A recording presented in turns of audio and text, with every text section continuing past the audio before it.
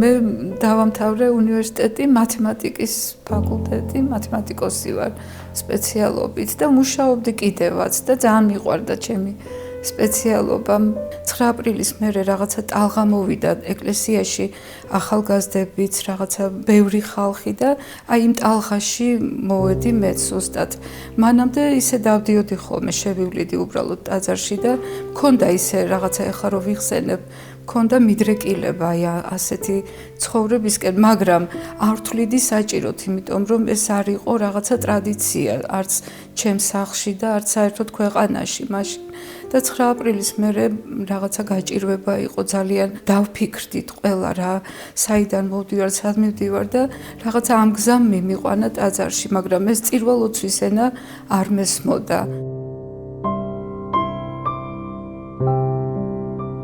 მაშინ ბევრი გავიცანი ძალიან და ერთხელაც ერთ-ერთი წირვის დამთავრების შემდეგ ერთ-ერთმა მრევლმა გვითხრა, რომ დღესო ტარდება აღკვეცებიო სამთავროს დედათა მონასტერში.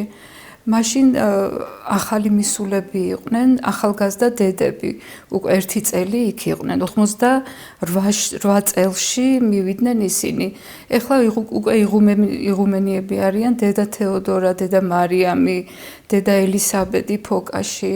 და კიდევ იყვნენ იქ მღვიმევის დედები. აი ამ დროს რო შევედი რაღაცა სამთავროს მონასტერში, აღკვეცის საღამო იყო და დავინახე ეს ახალგაზრდა დედები იქ და იმდენად იმოქმედა ამან, რომ მეც მქონდა სურვილი, მაგრამ ვერ ვერკვეოდი რა უნდა მექნა, ვერც ვერავის ვერ ვეკითხებოდი, მოძღვარიც კი არ მყავდა, წარმოიდგინეთ, რაღაცა ესე ინტუიციურად დავდიოდით მაშინ წირვაზე და აი ეს ახალგაზრდა დედების იქ ყოფნამ რაღაცა დამაფიქრა ძალიან და ვიფიქრე, რომ მე რას ვაკეთებ, რატო არ მოვდივარ აქ, რაღაცა იმდენად მშობლიური იყო იქაურობა და უკვე დავიწყე ამაზე ფიქრი.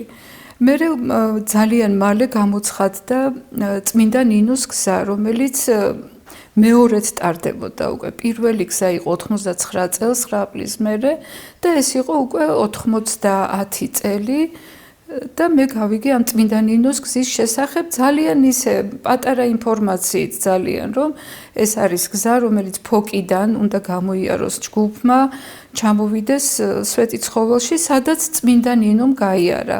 უკვე ესე იგი გონებაში მაქვს, რომ მონასტერში წავალ და რა ვიცი, ახლა ეს რაღაცა ნიშანი იყო თითქოს პირველ გზაზე, აი მე სადაც უნდა წავსულიყავი, უწმინდესი გლოცავდა. ერთად გავემგზავრეთ ფოკაში, იმ დღეს წირა უწმინდესმა და მეორე დღეს დაგლოცა მთელი ჯგუფი და დალოცვის დროს ესეთი ის იყო წესი იყო, ტრადიცია, რომ სკვნილებს გვირიგებდა უწმინდესი და დედების მოქსოვილის კნილები, აი ესეთი ძალიან ლამაზი ფერადები იყო, ძალიან გავიფიქრე ჩემთვის, რატომღაც ესე ჩავიფიქრე, რომ აი თუ შავის კნილი შემხდება, მაშინ არის ეს ჩემი გზა თქო და რატომღაც ესე ჩავიფიქრე ჩემთვის, ну ბავშვურად ალბათ და მართლაც ესე მივდივართ ყველა მიდის უწმინდესთან და არიგებს უწმინდესი ამ სკვნილებს, ძალიან ბევრი ესე მკლავზე აქვს გადაკიდული და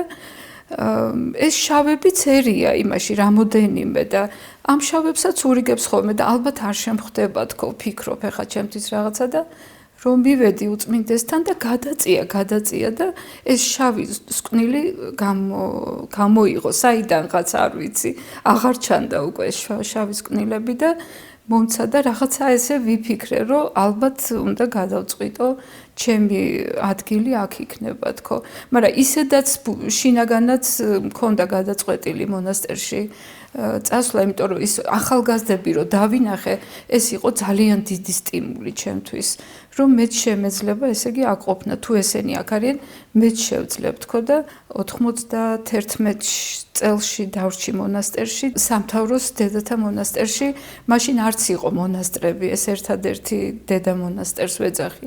დღესაც ოქროს ხანა იყო თითქოს, აი რაღაცა ყველა ერთად რაღაცა დიდი სიყვარული იყო, დიდი გაჭირვებაც იყო იმ დროს, ახლა 90-იანი წლები და მერეც უჭირდა მონასტრებს, მაგრამ იმდენად რაღაცა ხალისი იყო, გალობდით, ვქარგავდი და უწმინდესი ხშირად მოდიოდა ხოლმე სამთავროში.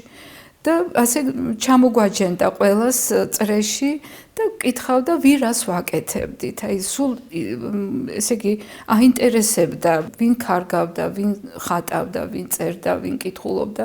ყველაფერი აინტერესებდა და რაღაცა ისეთ შენიშვნებს მოგცემდა, ისეთი სიყვარულით, რაღაცა ისეთი ტაქტით, რომ აი ჩვენ მერე რაღაცა უფრო მეტი გვინდოდა 100-ჯერ მეტად, რომ გაგვეკეთებინა. უწმინდესი არის აი დიდი დიპლომატიც არის საერთოდ ჩვენთან ურთიერთობის დროსაც და საერთოდ ადამიანებთან.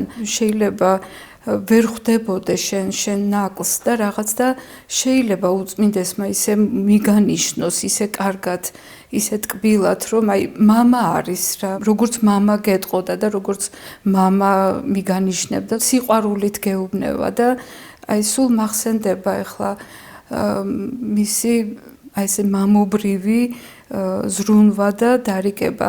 ერთხელ მე რაღაცა შემემთხვა ავარიაში მოვყევი და ვიწექი, მოკლედ ისეთ მოწყენილი ვიყავი ხა და ეს იყო 4 იანვარი. ჩემი ფიქრები იყო საპატრიარქოში, რომ აი მე ახლა წევა, რაღაცა საწყალი ვარ და აი დილა იყო ჯერ გათენებული, ახალი გათენებული და მესმის რაღაცა მოვიდა ჩემთან ეს ჩემი მომვლელი ვინც იყო და მეუბნება რომ შენთანო სტუმრები არიანო და მოვიდნენ უწმინდესის წარმოგზავნილი ადამიანები მოკლედ დიდი ნობათით. აი ისეთი ის იყო, აი რაღაცა ეს იმხელა ნუგეში იყო. აქ არავის არ ვახსოვარ, რაღაცა ვფიქრობ ჩემთვის და ამ დროს ვინ და უწმინდესი ფიქრობს შენზე და რაღაცა ესეთი ნუგეში მომცა. მთელი ცხოვრება ამაში ჩადებული და რა ვიცი ღმერთმა კარგად გვიმყოფოს ჩვენი უწმინდესი, რომ აი ესეთი მზრუნველია მამა და მოსიყვარულია და ყველაფერში აი ეს იგრძნობა. ეს არის ყველაზე დიდი საჩუქარი ალბათ უწმინდესის ჩემს მიმართ, რომ აი სახელი დამარქვა. დედა ზოილე მისი ნათლია იყო. სამთავროშია დაკრძალული. უწმინდესი არ მიცნობდა ოღონდ მაშინ, როდესაც სახელი დამარქვა. ეს გადასცეს უბრალოდ რომ ესეთი ადამიანის აღკვეცა ხდება, ახალი მოსული ვიყავი მე სამთავროში და ასე ბრძანა რომ დაარქვითო დედა ზოილეო. მეორე დღეს შემხვდა უწმინდესი, მეორე დღეს ვნახა, როდესაც უკვე აღვიკვეცე და უბრალოდ ესე დამადო ხელი და მეტი არაფერი.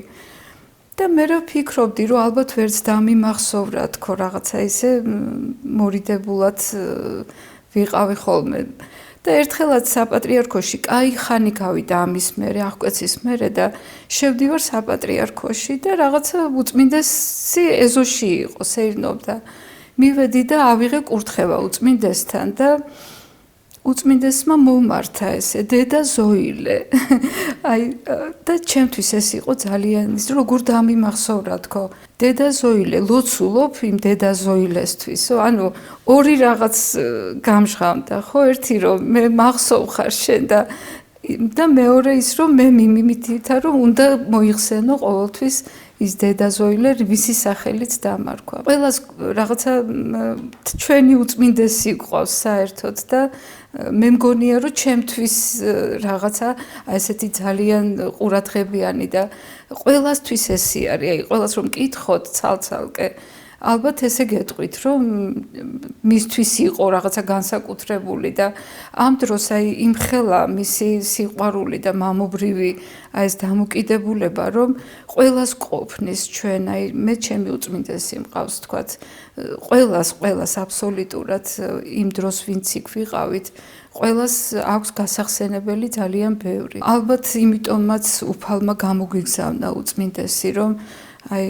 ასეთი რთული პერიოდები შეხვდა საქართველოს და ჯერ კიდევ არა ვართ ფონს გასული და როგორც თქვა უწმინდესმა, აუცილებლად ვიხილავ საქართველოს, აი აფხაზეთს და სამაჩაბლოს საქართველოს საზღვრებშიო და რა ვიცი, ამ იმედით ვართ ჩვენც, რომ რაღაცა მე მჯერავს ეს, რომ ესე იქნება. დავალებებს გვაძლევდა პირდაპირ, აი ეს უნდა გააკეთო ეს და 94-ში იყო უწმინდესმა აი სამი ადამიანი გვაკურთხა და გაგვიშვა საბერძნეთში. მაშინ ახლა არ იყო ესე მიმოსვლა ადვილი და ეს და უნდა გვესწავლა სტამბა და ხელსაქმე.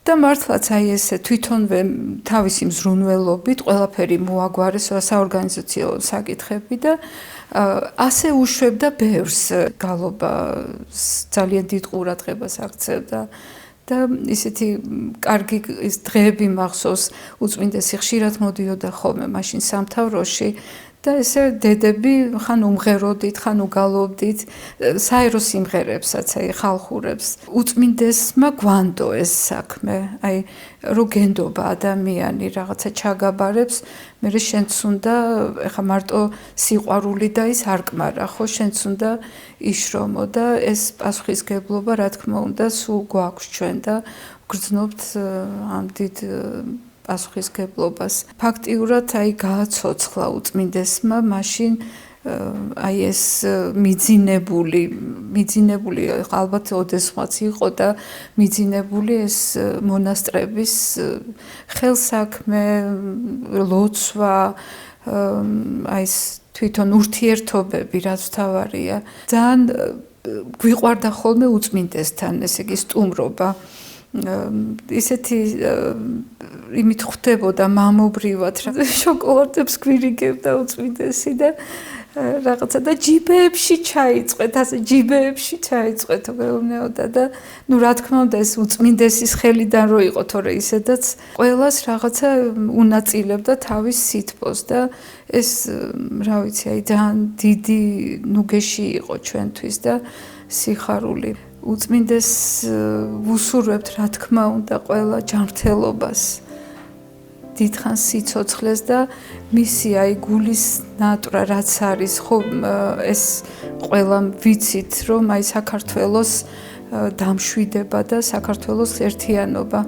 აი ეს ღმერთმა აუსრულოს და რომ მისმა გულმა გაიხაროს და რაღაცა ძალიან დიდი სიხარული მიეცეს უწმინდეს, იმიტომ რომ მას ჭირდება ეს სიხარული და ჩვენ კიდე უწმინდესი გვჭირდება და ეს ერთად გვინდა რომ იყოს ყველაფერი და რა ვიცი, ამას უსურვებდი უწმინდეს, რომ კარგად იყოს, ჯანმრთელად იყოს და დიდხანს გვყავდეს, აი ძალიან დიდ ძალას გვაძლევს, გვანუგეშებს თავისი არსებობით და თავისი მამობრივი ლოცვა-კურთხევით.